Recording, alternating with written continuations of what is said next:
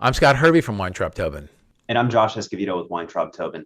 The heirs of Evel Knievel clearly do not have a friend in Disney. We'll discuss that on this installment of the briefing by the IP Law Blog.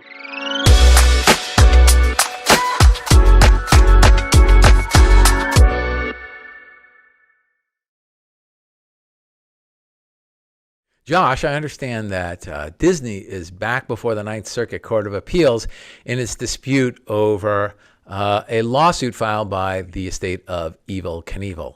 That's right, Scott. Walt Disney Studios and Pixar recently filed their brief in response to an appeal filed with the Ninth Circuit concerning a trademark infringement action filed by K&K Promotions related to Disney's Toy Story 4 character Duke Caboom, which K&K Promotions claims infringes IP related to Evel Knievel. So, as you said at the opening of this, it's very clear that the estate of Evel Knievel does not have a friend in Disney. Can you tell us about the case and the ruling at the district court? Sure, Scott. The case was filed in the United States District Court for the District of Nevada. There, K&K Promotions, which is a company owned by Knievel's heirs, claimed that Disney essentially ripped off Evel Knievel's intellectual property through its creation, use, and promotion of the Canadian stuntman toy character named Duke Caboom. To stick with the Toy Story lingo, essentially K&K said, "There's a snake in their boot." So Disney moved to dismiss, claiming that the Rogers test, which we've discussed frequently on this show, precludes the action. Judge James C. Mahan agreed and found that the Rogers test applied and that it precluded the action in its entirety because the film was an expressive work, the use of Duke Caboom had artistic relevance, and Disney and Pixar did not explicitly try to mislead viewers into thinking that Evel Knievel sponsored, endorsed, or had any association with Toy Story 4. Judge Mahone also noted that there were distinctions to be drawn between Evel Knievel and Duke Caboom. He referenced the different name, different histories, and different appearances, most notably Caboom's Canada-themed jumpsuit. But K&K was displeased, of course, as it seems, and appealed to the Ninth Circuit. Right. And before the Ninth Circuit, K&K argues that Disney, quote, decided to falsely pass the character off as its own creation, end quote, despite similarities with Evel Knievel, including the jumpsuit and some of the accessories that it argued were related to a toy that was released in the 70s, which was, I think, the Evel Knievel stunt cycle. K&K also claims that Disney used Knievel's visual representations to promote Toy Story 4 and related merchandise. According to K&K, both merchandise and the film generated significant revenue based in part on consumer confusion that was created by Disney's use of Knievel's IP. And of course, Disney and Pixar argued that the district court's analysis was spot on. But I'm curious, what do you think, Josh?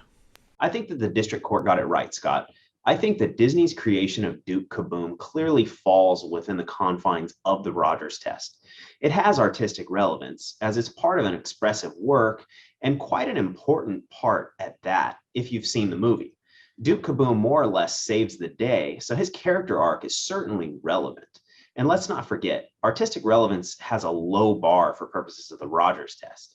And as for the second prong of the test, which is whether the use was explicitly misleading, I don't see any reasonable argument that it was. K&K certainly cannot own the right to any character that is a patriotic stuntman, irrespective of differences in characteristics.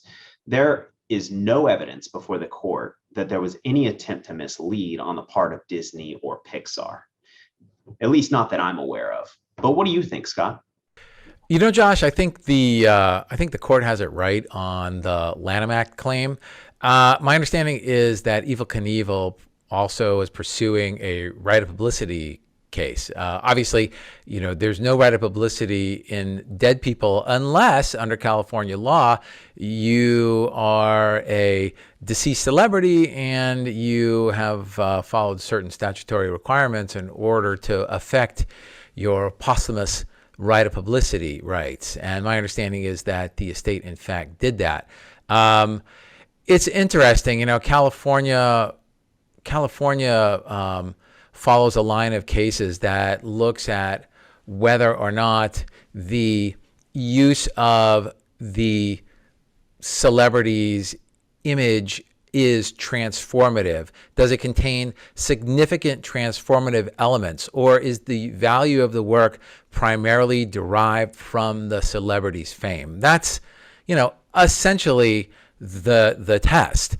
And this transformative use defense, it's really this balancing test between the First Amendment, your right to express a creative work, and the right of publicity. I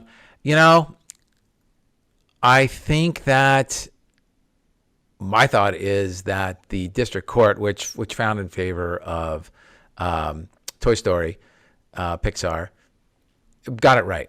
Obviously, the value of Duke Caboom does not lie in Evel Knievel, right? The value of Duke Caboom lies in the character that lives on screen in Toy Story.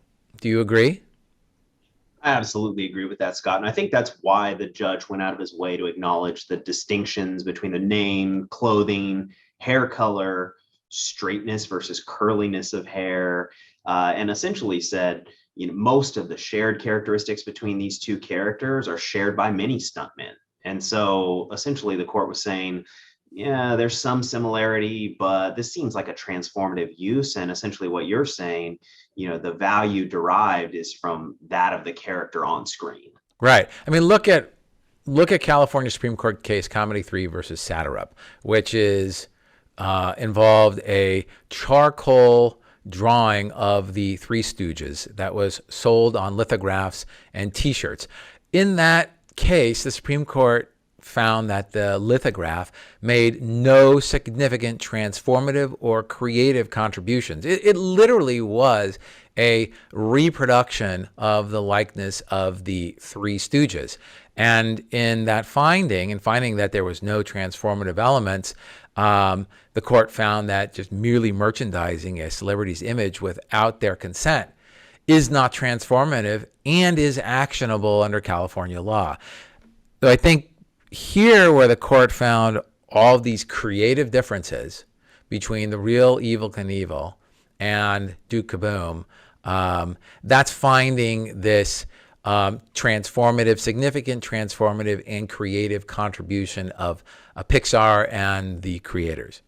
I agree with that, Scott. And for that reason, I think Disney's going to infinity and beyond with this one. I think the Ninth Circuit will affirm the decision below. That's a great way to end this, Josh. Thanks for bringing this to our attention. Thanks, Scott. I hope you enjoyed this installment of The Briefing by the IP Law Blog. Please remember to subscribe to our podcast and to our YouTube channel. And don't forget to check out our back issues. And if you're looking for additional content, please visit us at theiplawblog.com.